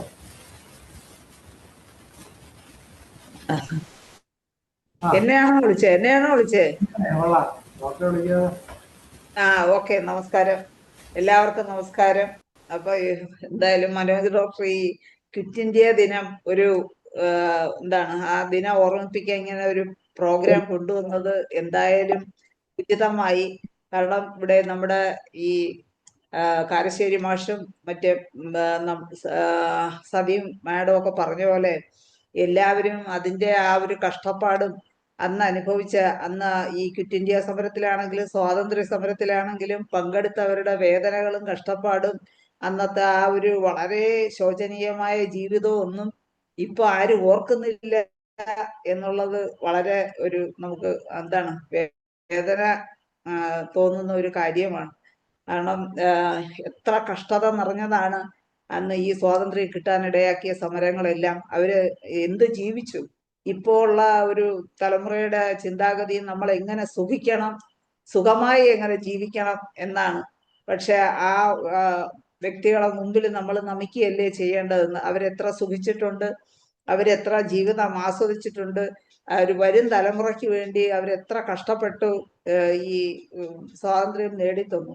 അപ്പൊ ആ ഒരു കഷ്ടപ്പാട് നമ്മളെ ഇപ്പോൾ ഉള്ള തലമുറ മനസ്സിലാക്കുന്നുണ്ടോ? അല്ലെങ്കിൽ അവരെ നമ്മൾ ഓർമ്മിപ്പിക്കാൻ ശ്രമിക്കുന്നുണ്ടോ? നമ്മൾ വീണ്ടും വീണ്ടും സുഖം കൊടുക്കുന്നതല്ലാതെ ഇങ്ങനെയുള്ള കാര്യങ്ങളെ കുറിച്ച് അവര് ഒട്ടും അവെയർ അല്ല, അല്ലെങ്കിൽ അവര് ബോധവാന്മാരല്ല.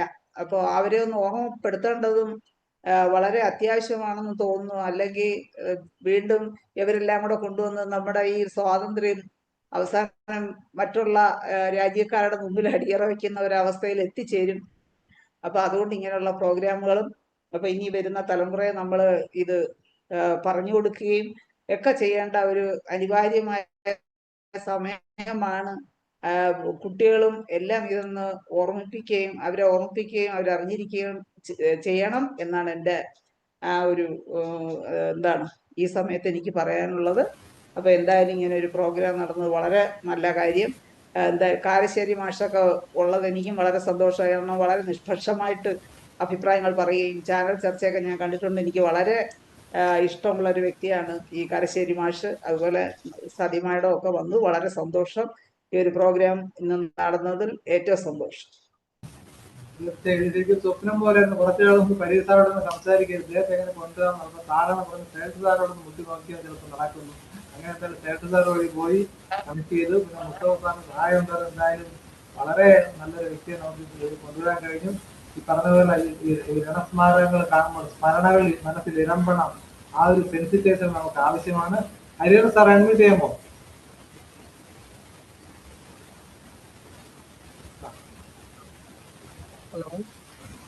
കേൾക്കാം സാർ, പറയൂ. ഏതായാലും ഈ ക്വിറ്റ് ഇന്ത്യ സമരത്തെക്കുറിച്ച് നമ്മൾ IFPH ചർച്ച ചെയ്യാനെടുത്തത് വളരെ വളരെ ശ്ലാഘനീയം.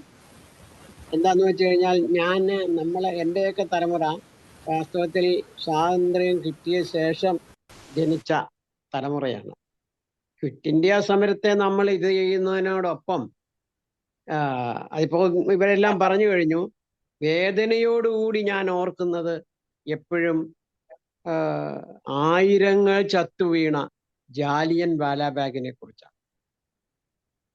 ഒരു പ്രത്യേക നടുത്തളത്തില് ചുറ്റും മതിലും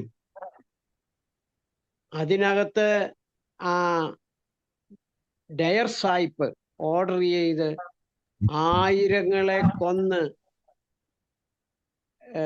കൂട്ടിയിട്ട ഒരു സംഭവം ഓർക്കുമ്പോ വാസ്തവത്തില് നടുക്കമാണ് തോന്നുന്നത്, നടുക്കം. പക്ഷേ ഇന്ത്യൻ സ്വാതന്ത്ര്യ സമരത്തിന്റെ ആ തീവ്രത നമുക്ക് അറിയണമെന്നുണ്ടെങ്കിൽ ആ ഡയർ സാഹിബിനെ ഇംഗ്ലണ്ടിൽ പോയി വധിച്ച ഒരു സിഖുകാരനുണ്ട്. അദ്ദേഹം അവിടെ പോയി വർഷങ്ങളോളം കാത്തിരുന്ന് ആ ഡയർ സാഹിബിനെ വെടിവെക്കുകയും കൈയോടെ അവർ പിടിച്ച് അദ്ദേഹത്തിനെ തൂക്കിലേറ്റുകയും ചെയ്തു. ഇതുപോലെ സ്വാതന്ത്ര്യ സമരത്തിന് വേണ്ടി ജീവത്യാഗം ചെയ്ത ധൈര്യത്തോടെ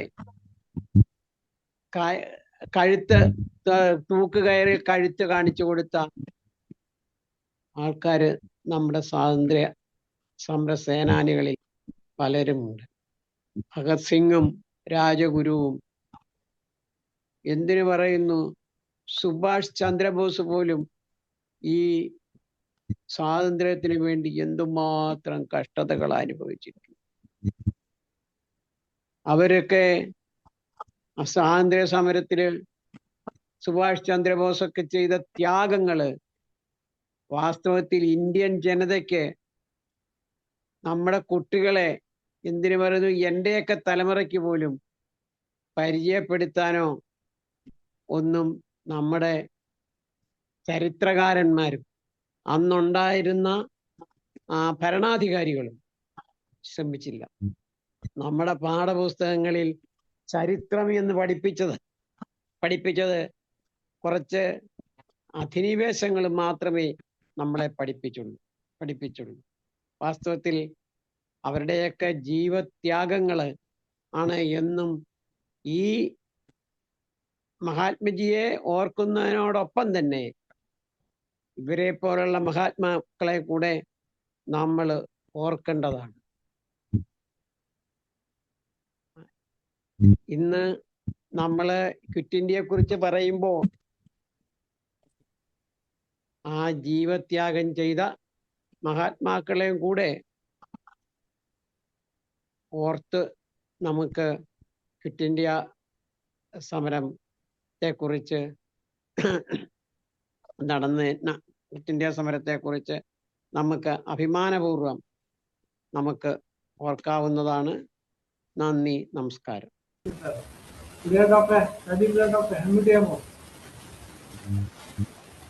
സംസാരിക്കാമോ?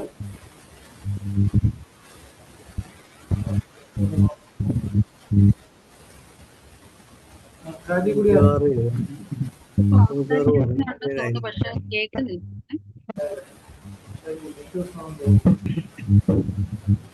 ഒരു മുഴക്കം പോലെ ഡോക്ടർ കേൾക്കുന്ന. റേഞ്ച് പ്രശ്നമുണ്ട്, കേൾക്കുന്നില്ല. നെറ്റ് പ്രശ്നമാണെന്ന് എഴുതി കാണിക്കുന്നുണ്ടേ. നെറ്റ് പ്രശ്നം. 2 മിനിറ്റ് ഡോക്ടർ പറയൂ. എന്തായാലും വളരെ നല്ല ഒരു ദിവസമായിരുന്നു ഇത്. കാരണം ക്വിറ്റ് ഇന്ത്യ സമരത്തെ കുറിച്ച് നമ്മൾ പുസ്തകങ്ങളിൽ പഠിക്കുകയും, എന്നാൽ ആ പഠിപ്പ് കഴിഞ്ഞ് പരീക്ഷ കഴിയുമ്പോൾ പരീക്ഷ എഴുതാൻ വേണ്ടി മാത്രം വീട്ടിൽ പഠിക്കുന്ന ഒരു അവസ്ഥയിലോട്ട് പോകുന്ന ഒരു കാലഘട്ടത്തിൽ അതിൽ നിന്ന് വ്യത്യസ്തമായി വളരെ നല്ല രീതിയിൽ നമ്മളെ ഓർമ്മിപ്പിക്കുന്ന കുറെ കാര്യങ്ങളാണ് ഈ വേദിക്കുന്ന എല്ലാവരും സമ്മാനിച്ചത്. അതൊരിക്കലും നിങ്ങളുടെ മനസ്സിൽ നിന്ന് വിട്ടുപോകില്ല. ഇത്രയൊക്കെ തന്നെയാണ് എനിക്ക് ഷോർട്ട് പറയാനുള്ളത്. വളരെ സന്തോഷം. ഇനി ഇങ്ങനെയുള്ള പ്രോഗ്രാംസ് നമുക്ക് നടത്തേണ്ടതായിട്ടുണ്ട്. ഇത് സംഘടിപ്പിച്ച മനോജ് പ്രത്യേകം അഭിനന്ദനങ്ങൾ പറയാം. ആഗസ്റ്റ് 15 വരുന്നുണ്ട്. സ്വാതന്ത്ര്യം കിട്ടിയതിന് മുമ്പ് ജീവിച്ചിരുന്ന ഒരാൾ ഉൾപ്പെടെ, ആ കാലഘട്ടത്തിലുണ്ടായിരുന്ന ചെറുപ്പക്കാരായ ആൾക്കാർ ഉൾപ്പെടെ നമ്മുടെ വേദിയിലേക്ക് അടുത്തതിനായിട്ട് വീണ്ടും പ്രതീക്ഷിക്കാൻ. ഇതോടൊപ്പം തന്നെ 12-ാം തീയതി സ്പെഷ്യൽ പ്രോഗ്രാമാണ്, ലൈബ്രറി ദിനമാണ്.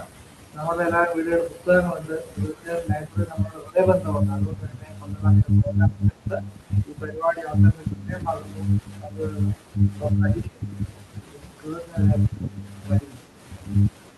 മനോജ് ഡോക്ടറും റേഞ്ച് പ്രശ്നമുണ്ടല്ലോ ഇപ്പം.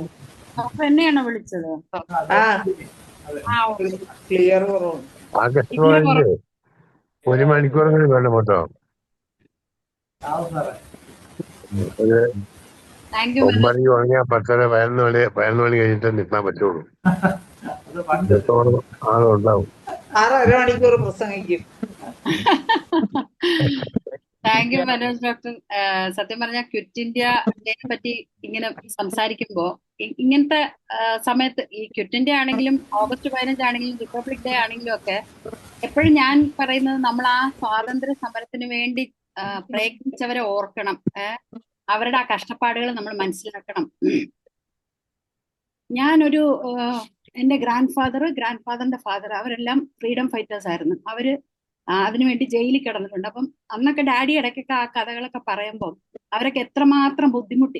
എനിക്കത് പറയുമ്പോൾ പോലും വിഷമം.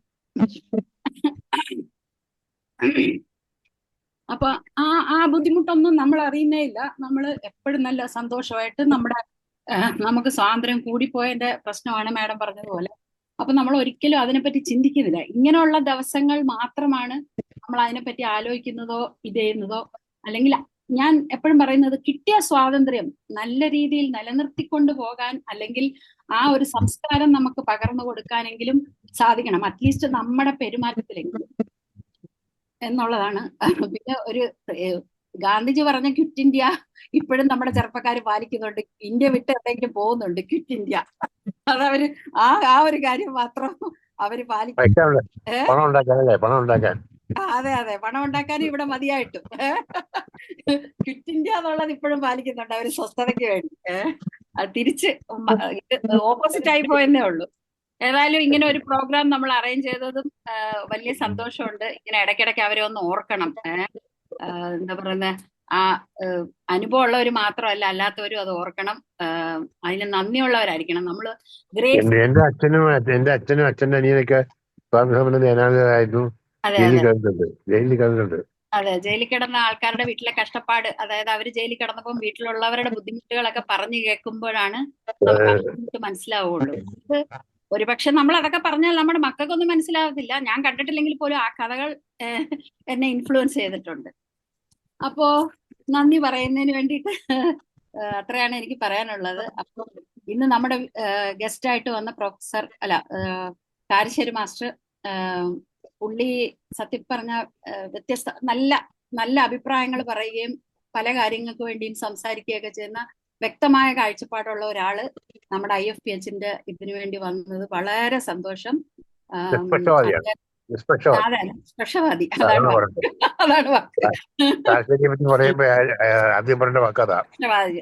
അതാണ് കറക്റ്റ് വാക്ക്. അപ്പൊ അതിന് വലിയ സന്തോഷം. അദ്ദേഹത്തിന് ഞാൻ എന്റെ പേരിലും IFPHന്റെ പേരിലും നന്ദി പറയുന്നു. പിന്നെ ഇവിടെ പ്രൊഫസർ സതി മാണിക്യം, മാഡം പറഞ്ഞ പല കാര്യങ്ങളും ഞാൻ ആദ്യമായിട്ട് കേൾക്കുന്ന പല കാര്യങ്ങളും ഉണ്ടായിരുന്നു. അങ്ങനെ ഓരോരുത്തർ പറയുമ്പോഴാണ് നമ്മൾ പലതും അറിയുന്നത്. അല്ലെങ്കിൽ ചിലപ്പോൾ നമ്മൾ ഇതൊക്കെ വായിച്ചിട്ടില്ലേ എന്നൊക്കെ ചോദിച്ചാലും ഇങ്ങനെ ആരെങ്കിലും പറഞ്ഞു കഴിയുമ്പോഴാണ് നമുക്ക് അങ്ങനെ വായിക്കാനോ അത് തേടി പോകാനോ ഒക്കെ തോന്നുന്നത്. അപ്പൊ അത്രയും നല്ല ഒരു പ്രഭാഷണം ഞങ്ങൾക്ക് വേണ്ടി തന്ന സതി മാഡത്തിന് ഞാൻ അങ്ങേയറ്റം നന്ദി പറയുന്നു. പിന്നെ അധ്യക്ഷത വഹിക്കുകയും എന്നും ഞങ്ങളുടെ അധ്യക്ഷനായിരിക്കുകയും ചെയ്യുന്ന ഞങ്ങളുടെ പ്രസിഡന്റിന് ഞാൻ അങ്ങേയറ്റം നന്ദി പറയുന്നു. പിന്നെ പരീത് ബാവഖാൻ സാറ് എന്നും ഞങ്ങളോടൊപ്പം ഉണ്ടെന്നുള്ള കൂട്ടത്തിൽ കൈപിടിച്ച് ഞങ്ങളോട് കൈകോർത്തിരിക്കുകയും ഹോമിയോപ്പതിയെ അങ്ങേയറ്റം സ്നേഹിക്കുകയും ചെയ്യുന്ന പരീത് ബാവഖാൻ സാറിനും ഞാൻ അങ്ങേയറ്റം നന്ദി പറയുകയാണ്. പിന്നെ ഈ സ്പെഷ്യൽ പ്രോഗ്രാം സത്യത്തിൽ ഇങ്ങനെയൊക്കെ ഓർക്കുകയും ഇതെല്ലാം അറേഞ്ച് ചെയ്യുകയും ഇതിന്റെയൊക്കെ പുറകെ നടക്കുകയും ചെയ്യുന്നതിന് പ്രത്യേക ഒരു ഇൻട്രസ്റ്റ് തന്നെ വേണം. ഞാനൊക്കെ ഈ വാചകം അടിക്കുന്നെങ്കിൽ എന്തിനെങ്കിലും പുറകെ നടക്കുമോ? ആ പുറകെ നടക്കുന്ന ആ ഒരു ഇൻട്രസ്റ്റിനും ഇത് നടത്തിക്കൊണ്ടുപോകുന്ന ആ ഒരു ഇതിനും പ്രത്യേകം 2 നന്ദി കൂടുതൽ പറയുന്നു മനോജ് ഡോക്ടർ. പിന്നെ ഈ പ്രോഗ്രാം മോഡറേറ്റ് ചെയ്തതിനും, പിന്നെ നമ്മുടെ ഈ ഗസ്റ്റുകളെ ഇവിടെ കൊണ്ടുവരാനായിട്ട് സഹായിച്ച നമ്മുടെ ഡോക്ടർ ഭാഗ്യലക്ഷ്മിക്ക്, ഡോക്ടർ മുസ്തഫ, അവരെല്ലാം ഞാൻ ഈ അവസരത്തിൽ പ്രത്യേകം ഓർക്കുകയാണ്. പിന്നെ ഇതിൽ വരികയും ഇതിൽ അഭിപ്രായം പറയുകയും സംസാരിക്കുകയും ചെയ്ത ഓരോരുത്തർക്കും നന്ദി പറയുന്നു. അതുകൊണ്ട് എല്ലാവർക്കും എന്റെ നന്ദി. IFPHന്റെ പേരിലും. നമുക്ക് പ്രോഗ്രാം തീർന്നല്ലോ, സമയം കറക്റ്റ് ആണ്. അപ്പൊ താങ്ക് യു, എല്ലാവർക്കും നന്ദി. ഒരു നേരത്തിന് വണ്ണം വരുമാർ ഓർത്തതുമില്ല കിനാവിലും ഞാൻ എന്ന് പറഞ്ഞവരാണ് ഇപ്പം ഇതിൽ നന്ദി പറയാൻ രജനി ഏറ്റവും ഉത്തമയാളായപ്പോൾ പ്രഭാഷണം നടത്താനുള്ള ആള്, അതുപോലെ തന്നെ കാരശ്ശേരി മാഷ്, എല്ലാവരും പരിസർ ഉൾപ്പെടെ വളരെ ചിന്തപ്പെടാറ് ആപ്റ്റായിരുന്നു. നാളെ വന്നപ്പോഴത്തേക്ക് നമ്മൾ പൂർത്തിയായി. എന്തായാലും വളരെ ഭംഗിയായി പങ്കെടുത്ത എല്ലാവർക്കും നന്ദി. നാളെ ഇതിനെ വീണ്ടും കാണാൻ